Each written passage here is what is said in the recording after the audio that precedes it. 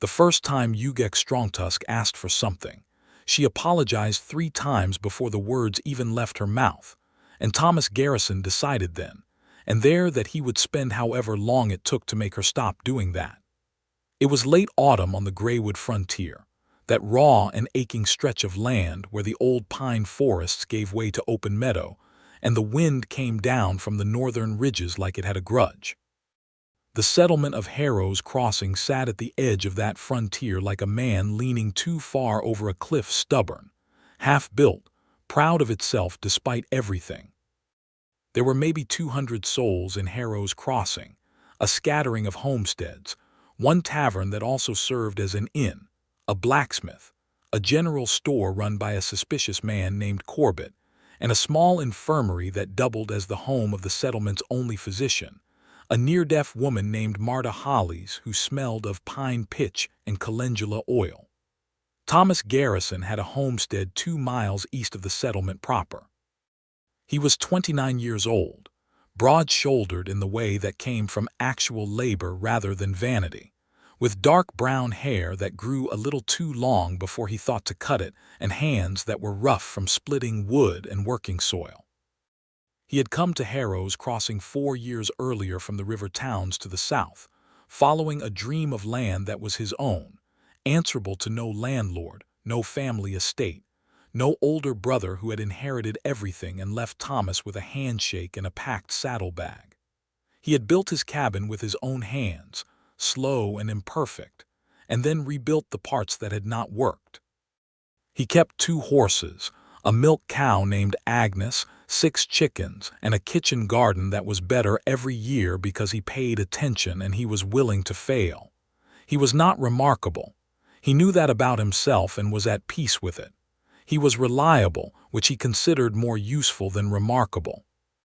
It was a Thursday in late October when he first saw Ugak Strongtusk, and it was not a gentle first meeting.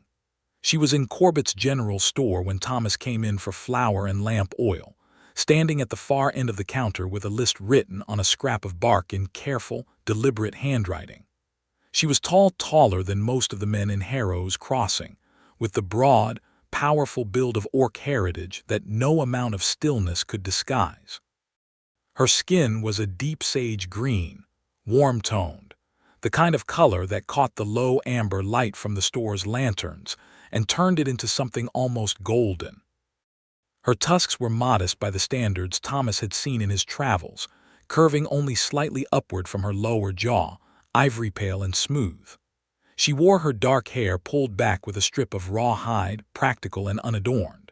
Her clothes were plain frontier clothes, a heavy canvas work shirt, worn trousers, boots that had been resoled at least twice, the clothes of someone who owned exactly what they needed and nothing more. She was, even in that unremarkable arrangement of worn practical things, genuinely beautiful.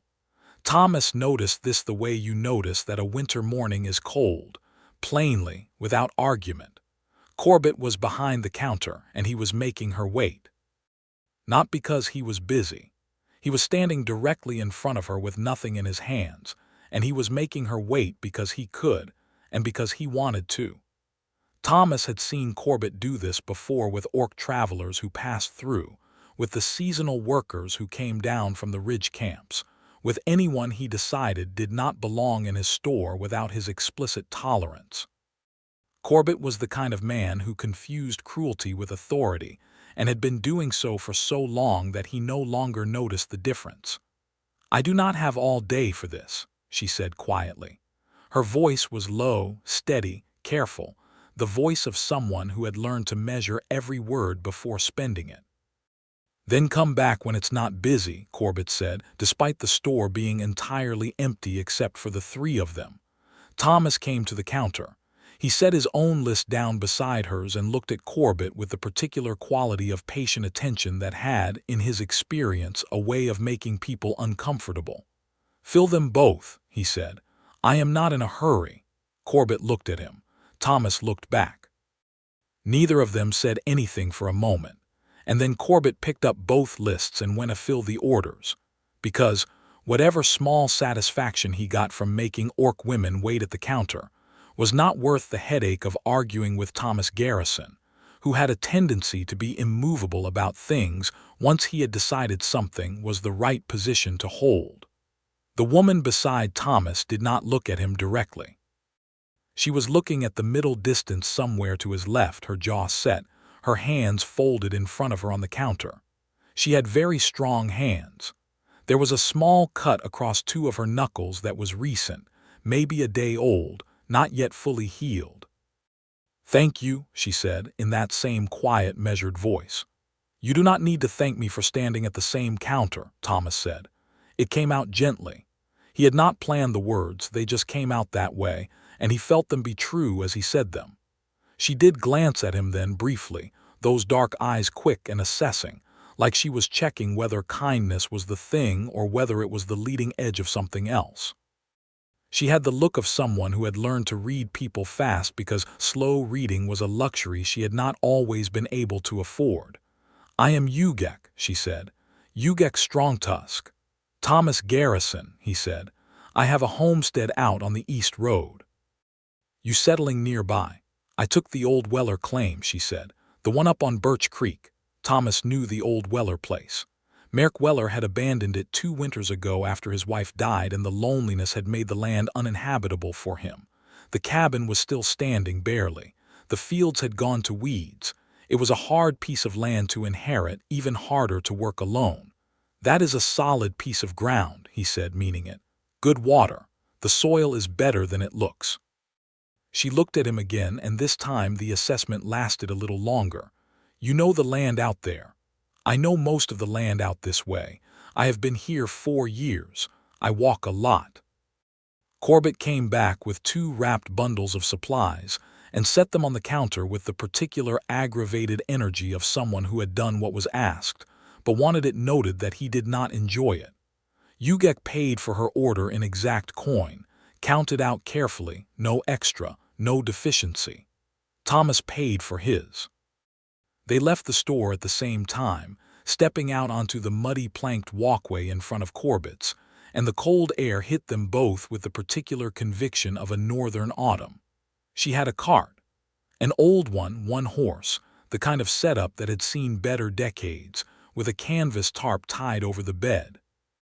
The horse was a bay gelding with the patient eyes of an animal who had been asked to do a great deal and had agreed to most of it. "The road out to Birch Creek gets rough past the old mill," Thomas said. "The last half-mile is mostly ruts. If you run into trouble, you can cut through my land. I am on the East Road, just after the big double spruce.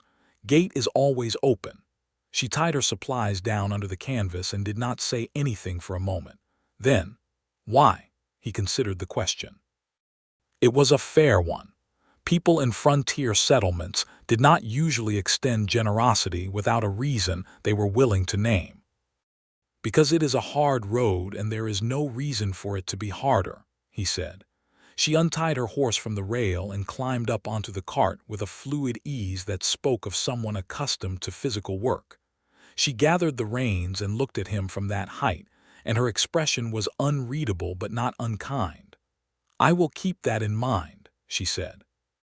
She drove east, and Thomas stood on the walkway watching the cart until it turned at the far end of the settlement road. And then he got his own horse and rode home and thought about those careful hands and that measuring look for the rest of the afternoon without meaning to. The first time she actually came through his gate was 3 weeks later, in the middle of a sleet storm that arrived without the courtesy of any warning. Thomas was in his barn working on a harness repair when he heard wheels on gravel and the particular labored breathing of a horse that had been pushed through bad weather. He went to the barn door and looked out, and there was her cart coming through the gate, the canvas over the bed half torn loose by the wind, sleet coming down in sharp horizontal lines across the gray afternoon. He went out and helped her get the horse into the barn, and they worked side by side in the way of people who know what needs doing and do it without discussion, blanketing the horse, checking his feet, getting water. Ugak's coat was soaked through.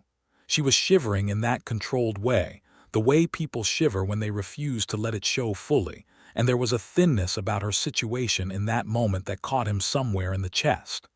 "The Birch Creek Road," she said when the horse was settled. Her voice was flat with cold. "Did you lose the crossing? The low bridge washed out. I had to turn back. I cannot get home tonight." "You will stay here," Thomas said. It was not a question, but he also did not make it a command. He said it the way you state the obvious thing that needs doing. "I have a spare room. It is small, but it is dry." She looked at the barn around them, at the horse contentedly eating a bit of hay, at the sleet hammering against the barn boards. "I do not want to impose," she said. "It is not an imposition," he said. "Come inside. I will put something on the fire." The house was warm. Thomas had built his fireplace on the second attempt. After the first one smoked so badly he had to tear it out and start over, and the second attempt worked beautifully. A broad stone hearth that threw heat well into the room. He put water on for tea and found the bread he had made 2 days ago, still good, and cut some of the hard cheese he got from Millie Croft's farm down the road, and set it all on the table. Ugak stood near the door for a moment, dripping, looking at the house with that quick assessment she had, cataloging. It was a modest home.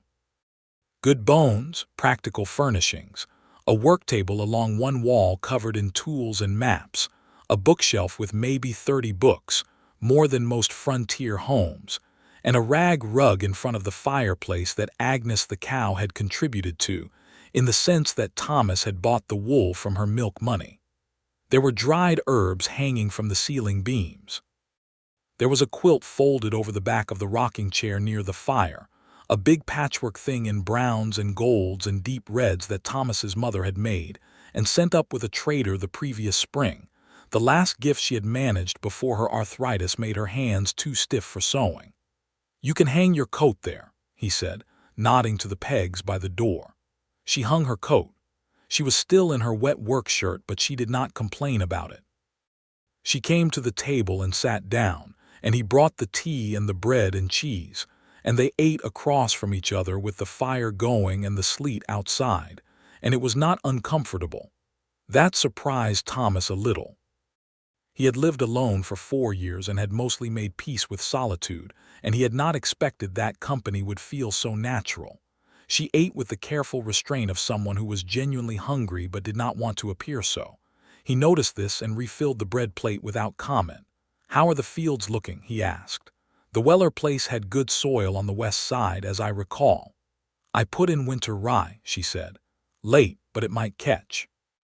The east field is still full of dockweed. I have been clearing it by hand." "That is a lot of ground for one person." She looked at him across the table. "I am not small." "No," he said, simply agreeing, "but dockweed is relentless." Something shifted in her expression at that, a small thing, almost invisible. He thought it might have been the beginning of a smile. They talked about the land and the winter coming, and what the old-timers in Harrow's Crossing said about the severity of the seasons out here. She knew more about agricultural practice than he expected, or rather he corrected himself internally, he should have expected it. She had clearly been doing this kind of work for a long time. She spoke about soil drainage and cover cropping with the precision of someone who had learned through years of direct experience and had paid close attention throughout. When the evening got late and the sleet had settled into steady cold rain, he showed her the spare room. It was small, as he had said, barely big enough for the rope-framed bed and a single chest with one window that looked out onto the dark yard. He had put fresh ticking on the bed that summer. It was serviceable, plain. "I will get you an extra blanket," he said.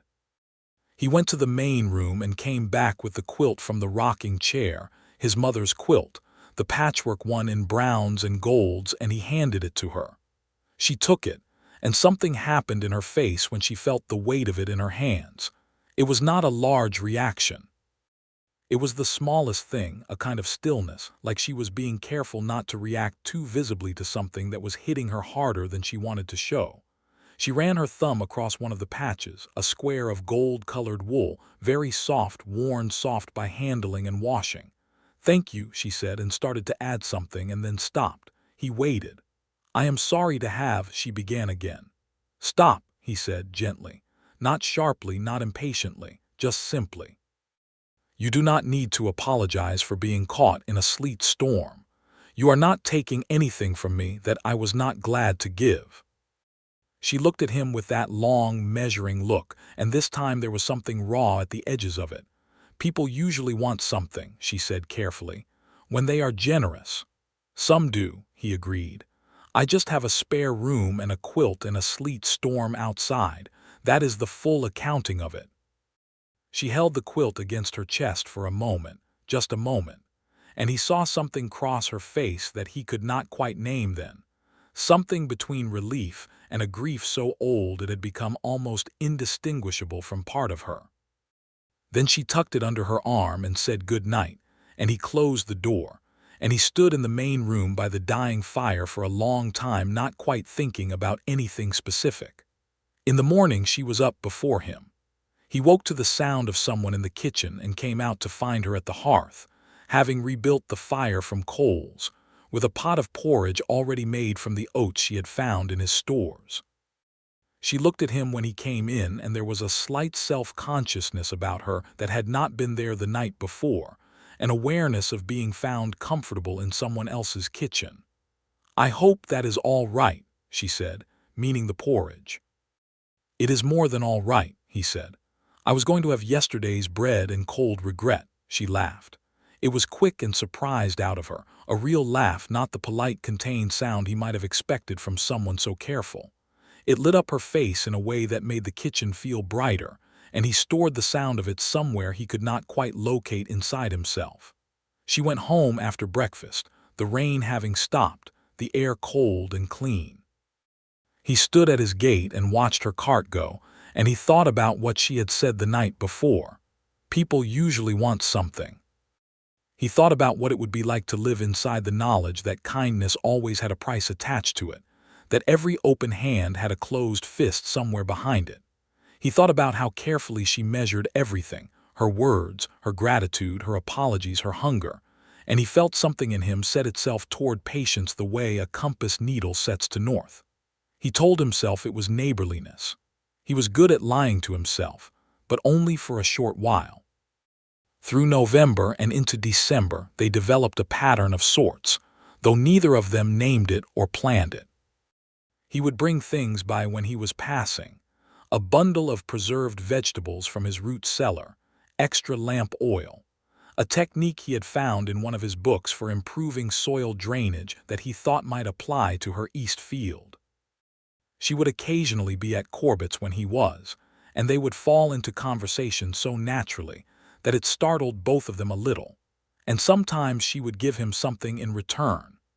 A jar of the preserves she made from the late-season rose hips that grew wild along Birch Creek, dried herbs she had collected and bundled with a precision that spoke of serious botanical knowledge. Once a very good knife sharpening because she had seen his kitchen knife and looked at it with the expression of someone who could not walk past a problem without addressing it. He learned things about her in pieces, and he gathered each piece carefully. She was 26. She had grown up in the Green Hill Orc settlement 3 days' ride south, a larger community than Harrow's Crossing, but one that had suffered in the territorial disputes of the previous decade, the years when the human settlements had pushed north, and several Orc clan territories had been contested with violence enough to scatter families and blur the edges of communities that had once been clearly defined. Her family, her mother, 2 brothers, an aunt who had been the one to teach her everything she knew about land and growing things, was largely intact but scattered now, across different settlements and frontier holdings, each trying to build something stable in the aftermath of instability. She had come to the Weller place because it was available, and because it was far enough from the contested territories that she thought she might be able to build something without it being taken from her. She had said this last part without bitterness, just as fact, the way you state the terms of a situation you have accepted. Thomas heard everything she said, and also everything she did not say, which was, "I have been building things and having them undermined my whole life, and I am tired, and I am here trying one more time." He told her about his own situation in return, the younger son from a river town, the older brother who had inherited the family textile business. The sense of being displaced from the shape his life was supposed to take and choosing to make a different shape rather than remain unhappy in the wrong one. He told her about the first winter in the cabin, when he had badly miscalculated his firewood stores and spent 2 weeks burning fence posts and half a cartload of old lumber he found in the barn. He told her about Agnes the cow, who had a personality that he considered to be a significant character flaw, but who also produced very good milk. She listened to him with the full quality of someone who did not take listening lightly. When he spoke, she was actually there, actually receiving the words, not waiting for her turn. It was a quality he valued more than he had words for. December brought the first real snow, and with it, the specific difficulty of orc settlers in predominantly human settlements in winter. The assumption that orcs were built for cold in ways that excused other people from providing the same considerations. This was, as Thomas understood it, a convenient fiction. Ugak was as cold as anyone else in a poorly heated space, and the old Weller cabin had a fireplace that needed significant work to be truly efficient. He helped her repoint the mortar around the hearthstones one gray December afternoon, working side by side in the confined space of the cabin, their breath clouding, their shoulders occasionally touching when they reached for the same tool.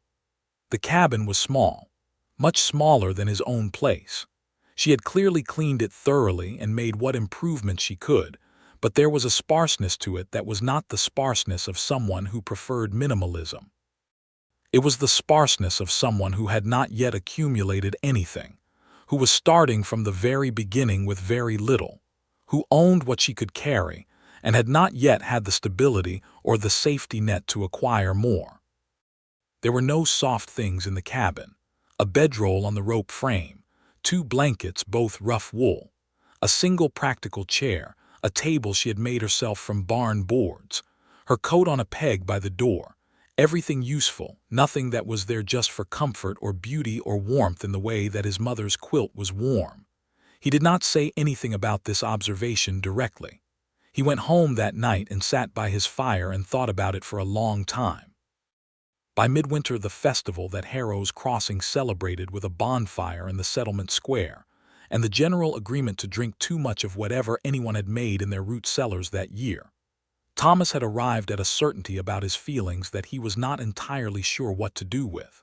He was in love with Ugak Strongtusk in the quiet, solid way that he did most important things, without fanfare, with great conviction, and with a willingness to wait for the right time to say so. The midwinter gathering was where things shifted, though not in a way he had planned. The settlement had a complicated relationship with its orc neighbors and the occasional orc residents who passed through or, like Ugak, attempted to settle. Most of the people in Harrow's Crossing were neither aggressively hostile nor warmly welcoming. They occupied the gray middle ground of people who had been taught to be suspicious but had no strong personal reason for it, and who defaulted to discomfort without malice, which was its own kind of harm. A handful were actively welcoming. A smaller handful were actively not.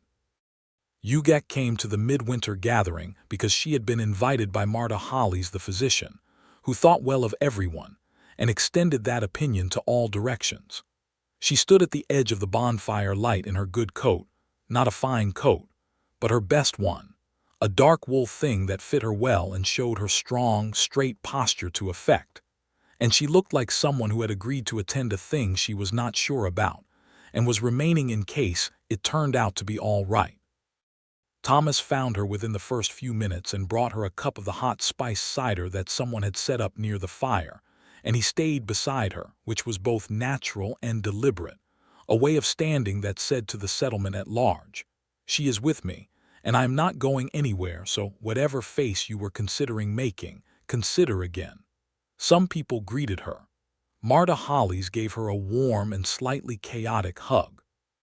A farmer named Jed Callie shook her hand with the confused goodwill of someone who had been raised to be suspicious, and was not sure what to do with a person who was clearly just a person. A woman named Prella Voss, whose husband ran the mill, gave Ugak a look of such explicit hostility that Thomas caught it and held Prella's gaze for a steady 3 seconds until Prella found something more interesting to look at. He did not make a scene. He did not have to. At one point, Ugak leaned slightly toward him, just slightly, and said very quietly, so only he could hear, "You are hovering." "I prefer to think of it as standing," he said. "It is protective hovering." "You are correct," he admitted. "Is that unwelcome?" She was quiet for a moment, and the fire threw orange light across her face and her small, precise tusks and her dark eyes, and she said carefully, "No. It is not unwelcome." That was not nothing from Ugak Strongtusk. That was, in the economy of her expressions, a great deal. They walked back in the same direction after the gathering wound down, since both their homesteads were east of the settlement. The night was cold and crystal clear, stars showing with the particular intensity they reached only in the deep of winter, the snow underfoot hard-packed and whispering under their boots. Their breath rose and merged in the still air. "Can I ask you something?" he said. "You can ask," she said, which was not a promise to answer, and he noted the distinction. "Are you all right, out at the Birch Creek place? On your own, I mean." "Through the winter." She was quiet for a moment. "I have got through winters before on my own." "That is not exactly an answer to my question." Another pause, longer. "It is very quiet," she said finally. "I did not expect it to be quite so quiet." He understood what she was saying. Not that she was in danger or that she lacked the practical knowledge to survive the winter, but that alone and all right were different things, and she was only the first one. "My door is always open," he said. "Whenever you want company that is not just pine trees and your own thoughts." She looked at him, walking, and he felt her looking even when he was looking at the road ahead. "You say that," she said slowly, "and you mean it." "I always mean what I say," he told her. "I am not clever enough to say things I do not mean and keep them all organized." She laughed again, that quick, surprised laugh, and this time it did not disappear as fast. She came for dinner twice in January. Once she stayed for 3 hours and they talked about everything. About her aunt's knowledge of herbs and what Ugak had learned from her. About Thomas's books and which ones he had read twice. About the way the settlement was growing and what it might look like in 10 years. About the Orc clan traditions she had grown up with and what she carried from them into a life she was building outside of a clan structure. She spoke about her culture with a mixture of pride and grief that he recognized as the combination you get when something you love has been damaged without your consent. Once in February she came because her horse had thrown a shoe on the ice, and she needed help getting him to the blacksmith, and they spent 2 hours walking the horse carefully along the icy road to Harrow's Crossing, and by the time they returned both of them were cold and hungry, and she stayed for supper and they talked until the fire burned low and neither of them noticed. That night, as she was putting on her coat to leave, she stopped in the doorway and said, "Thomas." He turned from where he had been banking the fire. "I am not very good at this," she said. The directness of it was surprising and also completely in keeping with who she was. He understood. She did not perform around things. She moved toward them when she had decided it was time. She gestured slightly, meaning not any one thing but the whole constellation of what they were doing, these dinners and conversations and comfortable silences and the way he stood beside her at the midwinter fire. "You are quite good at it," he said, "for what it is worth." "I do not want to misread something," she said carefully. "I have learned to be careful about assumptions." He crossed the room and stood near enough that there was not very much distance between them and said, "I am very interested in you, Ugak. In every way there is to be interested in a person. That is what this is on my side of it. I am not trying to rush you toward anything and I am not going anywhere." She looked at him for a long time in the low firelight, and he saw that measuring look, but this time at the end of the measurement she seemed to find what she was looking for. "All right," she said softly. "All right," he repeated, not sure exactly which part she was answering. "All right," she said again, meaning all of it. Then she went out into the cold February night, and he stood in the open doorway feeling the cold air rush in and not minding it at all. Spring came slowly, as it did on the Greywood Frontier, grudgingly, winter releasing its hold in stages. March was still cold but bright, the snow pulling back from the south-facing slopes to reveal the brown sleeping earth underneath. Thomas began his spring plowing. Ugak began clearing the east field in earnest, and this time he offered to come help on Saturdays, and she accepted without the usual preamble of apology, which felt like a significant development. The work was good. There was a particular rightness about working land side by side with someone you cared about, a grammar to it that did not require words. He could feel when she was tired before she said anything. She seemed to know when he needed a moment to stop and just look at what they had done, to take the measure of the work and let it be satisfying. They fell into rhythms that felt old, like they had been doing this for years, and the years were just not in the official record yet. In April, he kissed her for the first time. It was not a dramatic moment. They had been working on a fence line along her north pasture, getting it back up to a state where it would actually contain livestock, rather than merely suggesting the idea of containing livestock. And they had stopped to eat at midday, sitting on the top rail with bread and dried meat, and the first real warmth of spring on their faces. She had a smear of dirt on her jaw, and he had reached over without thinking and wiped it away with his thumb, and when she turned her face toward him at the contact, their faces were very close, and it seemed absurd not to bridge the remaining distance. It was a very gentle kiss, brief, and when he pulled back she was looking at him with wide eyes and a faint color in her cheeks that showed warm through her green skin. "Was that all right?" he asked. "Yes," she said, on a low exhale, like she had been holding her breath. "Good," he said, and handed her the rest of his bread because she had finished hers first. She looked at the bread, looked at him, and then laughed so freely that the spring air rang with it, and somewhere across the pasture, a crow startled up from the fence post and flapped away in an offended manner. Through April and May, their courtship had the quality of two careful people discovering that being careful did not mean being slow, it meant being honest, and honesty turned out to move quite fast once you stopped hedging everything. He told her about his loneliness, and she received it seriously, without trying to fix it or diminish it. She told him about the way she had grown up being told in various explicit and implicit ways that she took up too much space, too large, too strong, too green, too tusked, too much in every direction, and he listened to this with a focused, slightly furious attention. "You were told that by whom?" he asked. "By many people," she said carefully. "Over many years." "Well, they were wrong," he said. It was not a complicated statement, but he meant it with a force that surprised even him. She looked at him with those dark eyes and said, "You are very certain of that." "I am very certain of you," he said, which amounts to the same thing. She was quiet for a long moment and then said, "I do not know what to do with you sometimes, Thomas Garrison."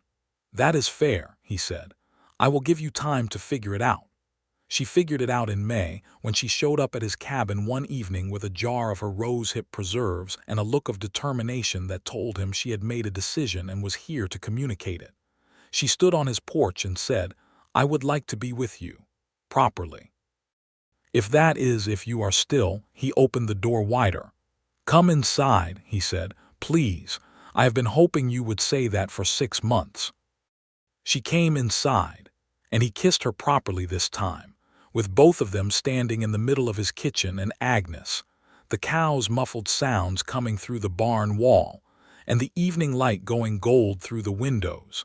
And she kissed him back in a way that told him she had wanted to do this for a while too, and the wanting had been building up a considerable pressure.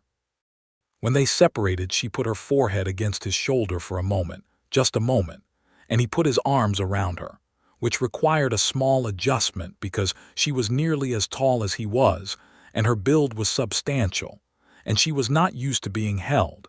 He could feel that, a slight rigidity, the body of someone who had not been held much and was not sure how to receive it. And so he held on gently and he waited. And after a moment she let herself settle and the rigidity went out of her and she leaned into him with a long, slow exhale that he felt all the way through. "You are all right," he said quietly. "You can stay right there as long as you want." "I am not normally," she said against his shoulder, her voice muffled. "A person who stands in someone's kitchen like this." "I know," he said. "I am honored to be the exception." He felt her smile against his shirt, and this was one of those moments that he thought he would carry for the rest of his life. Summer on the Greywood Frontier was brief and emphatic, like everything good that you did not have enough of. The days were long and the light lasted until nearly the 9th hour, and the work was relentless but satisfying.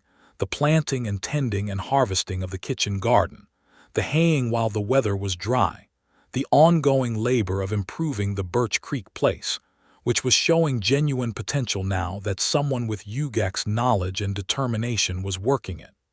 She stayed at his cabin with increasing frequency, and he stayed at hers. Her cabin was becoming more of a home slowly, carefully, the way she did everything. She added things, a second chair, made by her own hand with good, clean joinery that Thomas examined with frank admiration.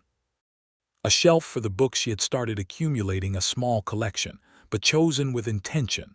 Books on land management, on botanical medicine, on the history of the territories, and one novel, a thick one about travelers on a long road that she read slowly and discussed with him in installments.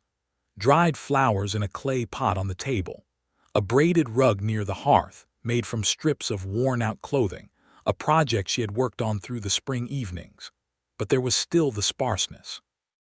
The 2 rough wool blankets on the bed, the practical and unsoft quality of everything she owned. Thomas found himself thinking about this with more weight as summer went on. He understood now, from everything she had told him, from the careful accumulation of her history and his understanding, that the sparseness was not mere practicality. It was the material record of a life in which comfort was not something she had been given access to. Not because she had not worked for it. She had worked extraordinarily hard for everything she had. But because every time she had begun to build up a small store of softness or security, something had disrupted it. The territorial disputes of her childhood. A previous attempt at settlement that had not worked out, which she mentioned once and did not elaborate on, but whose ending he understood had been neither peaceful nor her choice. A way of being in the world that had taught her to travel light because things could be taken, and if you didn't have things, you couldn't have them taken. She had never owned anything soft. He realized one afternoon in late August, sitting on her porch and watching her come in from the field with a basket of late summer vegetables on her arm and dirt on her hands, and that particular quality of tiredness that is also satisfaction. She had never owned anything that was there just to be soft, just to tell her that she was worth the comfort of it. Everything she owned had a job to do. Everything had to justify its space. He went home that evening and went to his storage chest and took out the second quilt, not his mother's, but one he had bought from Millie Croft 2 winters ago and never used because he already had his mother's. A big, generous patchwork thing in deep blues and greens and a warm cream color, soft with good washing and goose-down interlining. He folded it carefully and put it in a canvas sack, and the next morning he rode out to Birch Creek. She was in the east field when he arrived, doing the last of the summer weeding. He left his horse at the rail and went through the garden gate and across to the field and stood at the edge of it until she looked up and saw him. "You are here early," she said, pushing her hair back from her forehead. "I brought you something," he said. She came over and looked at the canvas sack with her usual careful attention, and he took out the quilt and held it out to her. She stood there for a moment without taking it, looking at it. The morning sun caught the deep blues and greens and cream of it, and the softness of the material was visible even at a distance. The way it draped over his arms, the fullness of it, the generous weight. "Thomas," she said. "It is a quilt," he said. "I can see that it is a quilt." "It is yours," he said. "I want you to have it." She reached out and took it slowly, and then held it against her chest the way she had held his mother's quilt on that first storm night, and he saw the same thing in her face that he had seen then, that careful stillness, that rawness at the edges. "You do not have to give me things," she said. Her voice was low. "I know I do not have to," he said. "I want to. There is a difference. I feel, she started and stopped. What? I feel strange about it, receiving things. I always feel that I should do something in return or explain why I deserve it, or she stopped again, jaw working slightly. I am sorry, I am being— Stop, he said, gently, firmly, the same way he had said it on that first night. Stop apologizing for taking up space. She looked at him. The morning light was very clear on her face, on the strong lines of it, on the green of her skin and the steady dark of her eyes. He could see her working through something. You say that like it is easy, she said, not argumentatively but with a real searching quality, like she was genuinely trying to understand the mechanism of it. I say it like it is true, he said. You are not a burden, Ugak. You are not an imposition. You are not too much.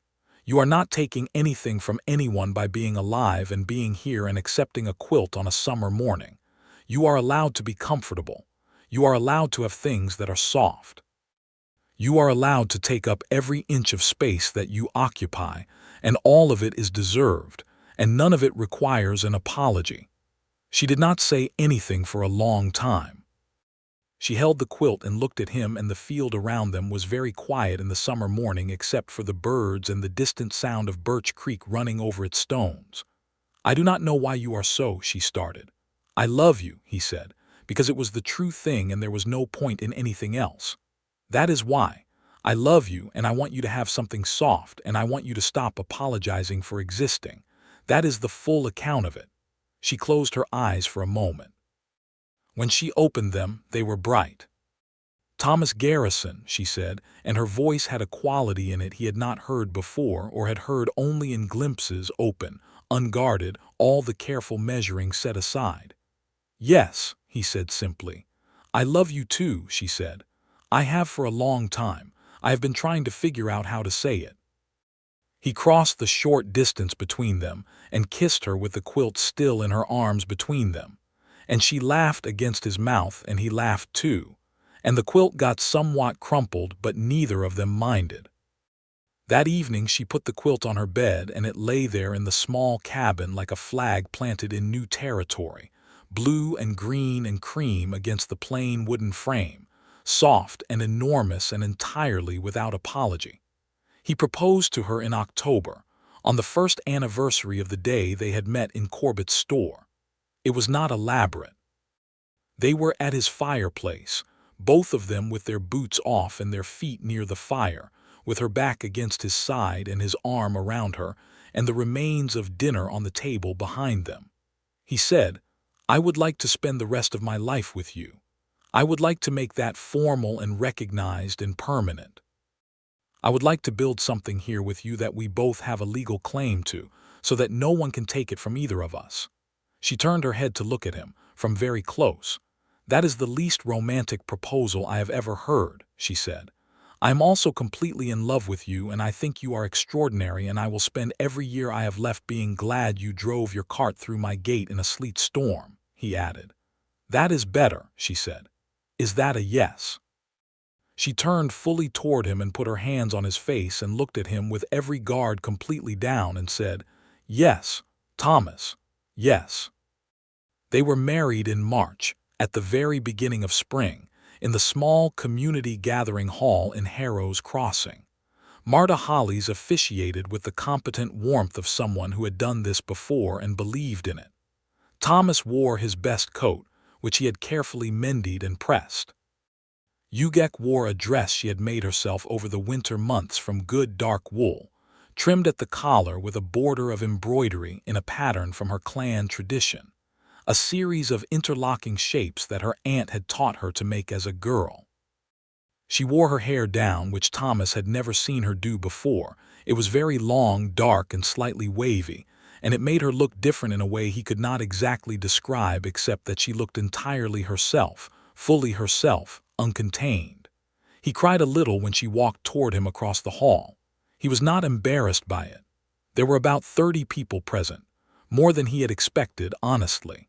Marta Hollis and her assistant, Jed Callie and his wife, who had brought a large pot of something hot and spiced as a gift, a woman named Serana Brox who ran the settlement school and had been quietly kind to Ugak since she'd arrived, a few others. Not everyone in Harrow's Crossing was represented, and that was all right. The ones who were there were genuinely glad to be there, and the ones who were not there were making a statement that Thomas noted and filed away without letting it diminish the moment. Corbett was not there. Thomas had not expected him to be. There was a party afterward in the hall, with a fiddle player who was not precisely skilled but was extremely enthusiastic, and someone had brought enough mead to ensure that nobody was going home clear-headed. Ugak danced with Thomas and with Marta Hollis and eventually with Jed Callah's wife, who had decided at some point in the evening that Ugak was entirely excellent and made her feelings known loudly and often. The fiddle player played something that was either a traditional wedding reel or a very fast-working song. It was genuinely difficult to tell. None of this mattered. What Thomas remembered from that night, what he kept, was the moment they walked home across the dark March fields together, both of them a little warm from the mead and the dancing, the sky enormous and full of stars above the frontier, the snow gone from everything except the north-facing shadows, and Ugak was carrying her small bouquet of dried winter herbs that Marta Hollis had given her, the closest thing to flowers available in March on the Greywood Frontier, and she was looking at the sky as she walked. And she looked free. There was no other word for it. She looked like someone who had set something down that she had been carrying for a very long time. He took her hand and she squeezed his fingers and they walked home. The years that followed had the texture of a life built in full knowledge of what you want and why. Thomas and Ugak's homestead, they combined the two properties eventually, keeping the Birch Creek fields that were the best growing land, and using his East Road cabin as the main home since it was larger and better built became known through the settlement as a place of unusual quality. The fields were productive. The kitchen garden was extraordinary, because Ugak had a gift for growing things that was almost uncanny, an ability to read the soil and the light and the moisture and coax from the land a generosity it was not initially inclined to offer. Thomas improved the structures year by year, adding a proper root cellar, expanding the barn, building a covered porch that faced west to catch the evening light. Agnes the cow continued to express her difficult personality, but produced excellent milk and eventually excellent offspring, and Ugak developed a relationship with Agnes that Thomas could only describe as a mutual respect between two entities who had decided to tolerate each other without pretense. The hard things did not disappear. Harrow's Crossing continued to have its complicated relationships with race and belonging, and there were specific incidents over those years. A damaged fence post that was almost certainly deliberate, a cold shouldering at the settlement council meeting where the question of water rights was being discussed, and Ugak was there to represent their holding, a comment from a passing trader that made Thomas's hands go very still at his sides and made Ugak put her hand on his arm quietly, steadily. The way you set a stone on a document to keep it from blowing away. But the settlement also changed, gradually and imperfectly, in the way that human communities tend to change when confronted continuously with evidence that their assumptions are insufficient. Jed Callah's son did a week's work on their roof after a windstorm took several of the shingles, unprompted, just because it was the decent thing to do. Sarana Brox started teaching her students that the Orc settlements south of the frontier had a long and specific history in the region that predated the current human settlements by generations, and this caused arguments with some parents and was excellent. Marta Hollis began sending anyone who needed more complex botanical medicine to Ugak, who had by this point a small but serious reputation for her knowledge of plants and their uses, and this gave Ugak a standing in the community that was earned and specific and not dependent on anyone's generosity. There were other Orc families in the area now. 2 more had settled the Birch Creek Valley within the decade, a fact that Thomas had cheerfully used to argue against the Settlement Council's periodic suggestions that the East Road land use patterns needed to be reevaluated. The presence of established, successful Orc homesteaders was a practical counterargument to most of the theories people floated about whether orcs were suitable frontier settlers, and Thomas was not above making this argument loudly and with supporting evidence, which made certain members of the council very tired of him, which suited him fine. Corbett sold his store eventually and moved south. Thomas felt no particular emotion about this except a private satisfaction that he kept to himself. Their first child came 2 years after the wedding, born in the spring, a boy, as it turned out, half-orc and entirely himself from the first moment. With Thomas's brown eyes and Ugak's remarkable green-tinted skin, just slightly greener than a human child's, and a tiny suggestion at his lower gum of what would someday be very small tusks. They named him Aaron, after Ugak's older brother. Marta Hollies delivered him and declared him, without any qualifications, magnificent. Ugak held Aaron for the first time with the quality of someone receiving something they had not been certain they were allowed to want, and Thomas sat beside them on the bed and watched her figure out the weight and warmth of him, watched her face go through about 15 different emotions in the span of a minute, and come out on the other side as something that he could only describe as complete, and he was crying again, which was apparently a thing he did at important moments in his life and about which he had no regrets. "He is very small," Ugak said. "He is appropriately sized for a new person," Thomas said. "I expected him to feel heavier," she said. "He felt very heavy from the inside."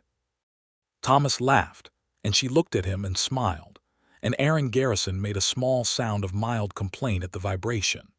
The second child came 3 years after Aaron, a daughter they named Breck, after Ugak's aunt, the one who had taught her everything she knew about the land, who had died the previous winter of a fever, and whom Ugak had mourned with a grief so clean and specific that Thomas had simply held her through it and brought her tea and spoken no unnecessary words. Breck arrived with a personality that announced itself immediately as forceful and uncomplicated, and she had Ugak's strong build from the start, and from the age of approximately 2 months demonstrated an opinion about everything. Aaron was a gentle child, curious and careful, who followed his mother around the kitchen garden from the time he could walk, and absorbed the names of plants with an avidity that made Ugak look at Thomas sometimes with an expression of quiet pride that he felt like sunlight on his face. He was going to know everything she knew, and then more. Breck was the opposite of gentle in the best possible way, bold, physically adventurous, given to climbing things she had not been cleared to climb and expressing loud contempt for any suggestion of caution. She had Thomas's stubbornness and Ugak's physical capability, and the combination was both thrilling and exhausting. Thomas taught them both to read early, with the books from his shelf supplemented by whatever volumes could be gotten from the traveling book trader, who passed through Harrow's Crossing twice a year, and who had been bribed into bringing specific titles with increasing regularity. He taught them mathematics, practical carpentry, how to read the sky for weather, how to sit with a sick animal and assess what it needed. Ugak taught them the land in every season, what each plant meant, what each soil color indicated, how to move through the forest without announcing yourself to every creature within hearing, how to read water. She taught them the orc clan stories that her aunt had taught her, and the patterns of the embroidery that her clan used, and the songs that had been sung at the Green Hill settlement when she was a child, and these things lived now in 2 children who were the physical manifestation of a frontier crossed. There were 10 years between the wedding and the morning that Thomas finally had the particular conversation with Corbett's replacement, a man named Halloway who had bought the store and was making Corbett look cosmopolitan in his attitudes. That resulted in Halloway understanding very clearly that if he ever refused service to Ugak, or to any orc resident of the surrounding area on the basis of their being orc, Thomas would be going to the settlement council with a formal complaint and staying there until it was resolved, and that if the settlement council was unhelpful about it, Thomas would be corresponding with the territorial administrator in the capital city, with whom he had developed an acquaintance over the years of land rights correspondence, and who had made it known that the capital was attempting to standardize certain civil protections across all frontier settlements and would find documented evidence of discriminatory practices very useful for their purposes. Holloway made a face. Thomas thanked him for his time and bought a bag of flour and left.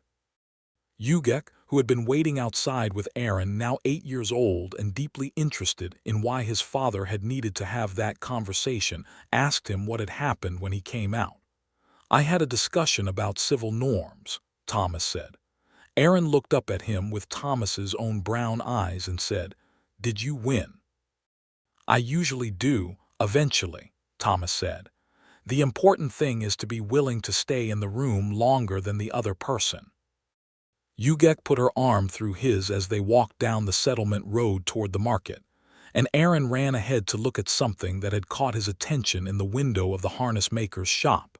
And Breck, who was in Ugak's arms, having decided at the last moment that she wanted to be carried, and having expressed this opinion with her usual volume, grabbed a handful of Ugak's hair and held on with great conviction. "You are going to lose your temper one of these days," Ugak said quietly, meaning with people like Holloway. "I know," he said. "But I have not yet, and it is more effective this way. My mother used to say," she said, "that the ones who stand in the doorway longest are the ones who own the house in the end." He looked at her, walking, and she looked back at him with those dark eyes and that face that he had been looking at for 10 years and which still had the capacity to ambush him with its beauty in unguarded moments. "Your mother sounds very wise," he said. "She is," Ugak said. "You will meet her at midsummer." She finally agreed to make the journey. He had known this was coming and was glad of it, and was also, if he was honest, slightly nervous about it in the way a man is nervous about meeting the mother of the woman he loves, even when that meeting was 11 years in coming and probably overdue. "Should I be concerned?" he asked. "She is very direct," Ugak said. "So are you. I learned it from her." "Then I will be fine," he said, "because I have been managing your directness very well for a decade." She bumped him with her shoulder, gently, which in the vocabulary of her physical affection was equivalent to a long embrace, and he leaned into it. Ugak's mother was named Greywood Strongtusk, and she was 57 years old and came on horseback from the Greenhill settlement with Ugak's younger brother Davin, who was 22, and looked at the Garrison homestead with the assessing eye of a young man who knew what labor looked like and was tallying what he saw. Grula was taller than Ugak, with heavier tusks and the same quality of directness, except in Grula it had had another 30 years to sharpen itself into something that cut clean and precise. She shook Thomas's hand and looked at him for a long moment, a proper look, the kind you give to important things, and then she looked around at the farm, and then she went inside the house. Thomas stood in the yard with Davin and said nothing. Davin said, "She is not frightening." "She is a little frightening," Thomas said. "Yes," Davin agreed. "But mostly she is checking that Ugak is well." From inside the house came the sound of Aaron's voice, and then the sound of Grula's voice, and then, remarkably, the sound of Grula laughing, which carried all the way out to the yard. Davin and Thomas looked at each other. "She likes the boy," Davin said, sounding pleased. At dinner that night, a large dinner, Thomas had spent 2 days on it, which Ugak had noted with suppressed amusement. Grula asked Thomas a series of questions that were civil in phrasing and forensic in intent, covering his land management practices, his positions on orc-human relations in the region, his plans for the children's education, and what he had done about the water rights question, which she had apparently heard about through sources Thomas was not fully aware of. He answered everything honestly, including the things that did not show him in the best possible light. The first 2 years, when he had not been as active on settlement council matters as he might have been, the ongoing frustration of legal processes that moved slowly, the fact that Holloway's store was still a problem he was managing rather than a problem he had solved. Grula listened. She asked follow-up questions. She ate with the thoughtful attention of someone for whom a meal is a context for evaluation. At the end of dinner, she said, in Ugak's direction rather than Thomas's, His orc is terrible. He has been learning, Ugak said. I can hear that he has been learning, Grula said. He has been learning from you. You have always had an accent. I have not, Ugak said in a tone of mild offense. You have, Grula said. Your aunt had the same one. It is fine. It is endearing. It means he sounds like you. She looked at Thomas then. You are a good man, she said. You have made a good place here. I am satisfied. Thomas felt something release in his chest that he had not known was tight. Thank you, he said. Do not thank me, she said. I simply tell what I see. My daughter is well. That is all I came to assess. She looked around the table at Ugak, at Aaron with his brown eyes and green-tinted skin, at Breck who was eating with both hands and an expression of total commitment, at Thomas, at the house with its herbs hanging from the ceiling beams and the shelf of books and the braided rug and the quilt folded over the back of the rocking chair, still there, his mother's quilt, still warm. You have made a home, she said. Both of you. This was, Thomas understood, the greatest thing Ugak Strongtusk had said to him, and he received it as such. The years continued to move in the way that years do when you are paying attention to them, quickly in retrospect, full in the experiencing. Aaron grew into a young man with his mother's precision and his father's patience, and a knowledge of botanical medicine that was already, by his 15th year, beginning to exceed what Ugak could teach him from her own store of knowledge, so that Thomas began the process of correspondence with a healer in the capital city about the possibility of formal training. Breck grew into a girl who could outwrestle most of the boys her age in Harrow's Crossing, and who had absolutely no patience with anyone who was unkind to her brother for being what he was, and who had inherited Ugak's capacity for a certain kind of quiet, absolute fury that did not require volume to be effective. Harrow's Crossing changed, too, in the slow way of frontier settlements that grow into towns. More people came. More diversity came with them, because the frontier was a place that attracted people who were building something new and who often had their own complicated histories with the places they had come from. A second orc family settled on the North Road.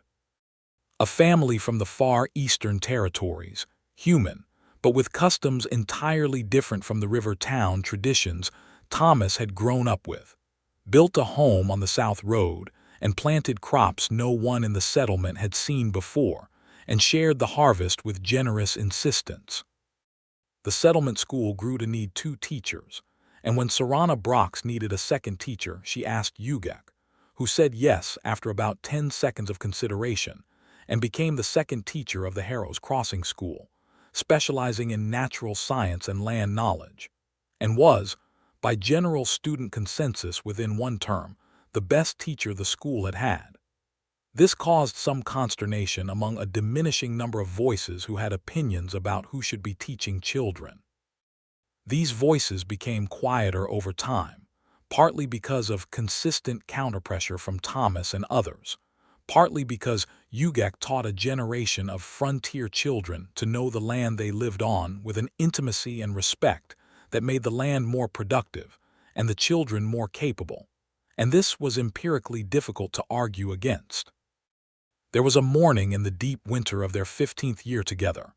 Aaron was 17, Breck 13, the homestead as established as anything on the Greywood Frontier, when Thomas came downstairs to find Ugak at the kitchen table with a cup of tea and one of the books from the shelf open in her lap, wearing the blue and green quilt around her shoulders like a cloak, which she had taken to doing on cold mornings. She looked up when he came in, and the morning light was gray and soft through the kitchen window, and there was a fire going in the hearth, and the smell of tea and wood smoke and the outside cold still in the air from where he'd cracked the door to check the weather. She looked entirely at home, not in the way that spoke of resignation to a place, but in the way that spoke of ownership, the deep, bone-level ease of someone who is exactly where they belong and knows it. He stood in the kitchen doorway and looked at her and felt the full weight of 15 years, and it was not heavy. It was the good weight, the kind that gives you ballast, the kind that keeps you from being blown about. "Come here," she said. He came to the table, and she moved the quilt off one shoulder and opened it wider, and he sat down beside her, and she wrapped it around both of them, which required some maneuvering but was achieved, and they sat there together with the tea and the book and the fire and the gray morning outside, and he put his arm around her, and she leaned into his side with the ease of someone who had been doing this for 15 years and before that had not imagined it was possible.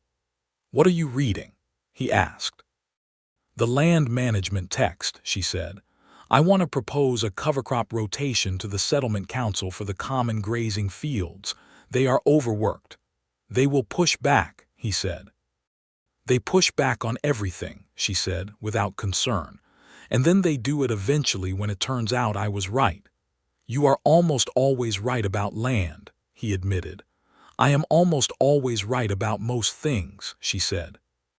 He laughed and she smiled, and outside the winter wind was moving through the spruce trees with a low, continuous sound, and the fire was warm, and the quilt was soft and entirely unearned and entirely deserved simultaneously. And Thomas thought about a woman standing in a cold October store, waiting for a man behind a counter to acknowledge her existence, and about a woman on a rainy night holding a quilt against her chest with those careful hands, and about a woman in a field at dawn, holding that same quilt and saying "I love you" for the first time with the look of someone who had decided to stop carrying something that was not hers to carry, and about all the years between that morning and this one, and about the fact that all of it, every winter and summer and argument and laugh and child and harvest and difficult council meeting and early morning tea, all of it had come from standing at the same counter in the right moment and saying, "You do not need to thank me for standing here." He turned his head and kissed her temple very gently, and she turned slightly into it the way she had always done, that small turn toward warmth. "I love you," he said, straightforwardly and without qualification. "I know," she said. "You could return the sentiment," he suggested. "I could," she agreed, turning the page of her book. "Ugak." "I love you, Thomas Garrison," she said, and looked up from the book with those dark eyes and that strong, beautiful face that he had been looking at for 15 years and would look at for as many more as he was given. Straightforwardly and without qualification. "You stubborn, decent, impossible man. That is the most romantic thing you have ever said to me," he told her. "It is not," she said. "I have said much more romantic things." "Name one." She thought about it genuinely, turning the question over with the same care she gave to everything. Then she said, "When Aaron was born and I told you that I had not expected to have this." He remembered. He remembered every word of it. He had been holding Aaron, newly born and tremendously inconvenient looking in the way that all new people are, and she had said, "I had not expected to have this." And he had known that she meant not just the child but the whole of it, the house, the warmth, the quilt on the bed, the kitchen table, the morning tea, the being held, the having a place that was hers without apology. He had no response to that memory except to hold her a little tighter under the quilt, and she let him. Breck came downstairs 20 minutes later with the energy of a small catastrophe and wanted to know why they were sitting in the kitchen not doing anything. And Ugak said they were doing something. They were thinking. And Breck said that was not a real thing you could do for 20 minutes, and they both told her, simultaneously, that she was wrong. And she went to get her own breakfast with an aggrieved expression that promised she would be right about this eventually. And the winter morning continued, and the fire burned, and the quilt stayed warm around both of them, and the spruce trees bent and straightened in the wind outside, and the homestead sat on the Greywood Frontier with all its years of work visible in every board and post and garden bed and fence line, solid and real and permanent in the way that only the things you have truly built with your own hands can ever be. Thomas Garrison had come to the frontier to build something that was his own, answerable to no one, and he had done that, and it was not the thing he had imagined in the river town of his youth. It was better. It was truer. It was made not just of his labor but of hers, of everything she brought and everything she grew into, and everything she had been carrying before she met him and set it down, piece by piece, in this kitchen, in this field, in this life. Ugak Strongtusk had come to the frontier to build something that could not be taken away, on land where she might at last have enough space to stop diminishing herself, and she had done that too. She had built fields and a reputation and a household and a school, and a generation of children who knew the land better than any of them, and she had built herself the full version of herself, the one that apologized for nothing, the one that took up every inch of her own space with a certainty that had come slowly and cost something, and was worth everything it had cost. The quilt on the bed at Birch Creek, the blue and green one, hers, was faded now, soft with years of washing. The colors deepened into something richer and older. She kept it. She had never thrown it out, never replaced it even when she could have. She kept it the way you keep the first proof of something you needed to believe. That you were worth something soft, that you were allowed to be warm, that someone could look at you and see not a problem or a burden or too much of a thing, but simply you, all of you, present and deserving and home. Outside the settlement of Harrow's Crossing on the East Road, past the double spruce, behind the gate that was always open, there was a homestead with good gardens and a reliable barn and a porch that faced west to catch the evening light. And on the porch in the long summer evenings, you could sometimes find two people sitting together watching the light go gold and then red over the frontier hills. And if you knew them, you knew that what you were seeing was not a simple thing, was not an easy thing, was a thing built from patience and honesty and the willingness to stand in a doorway long enough to own the house at the end of it. And it was enough. It was more than enough. It was, in the full and honest accounting of a life, everything.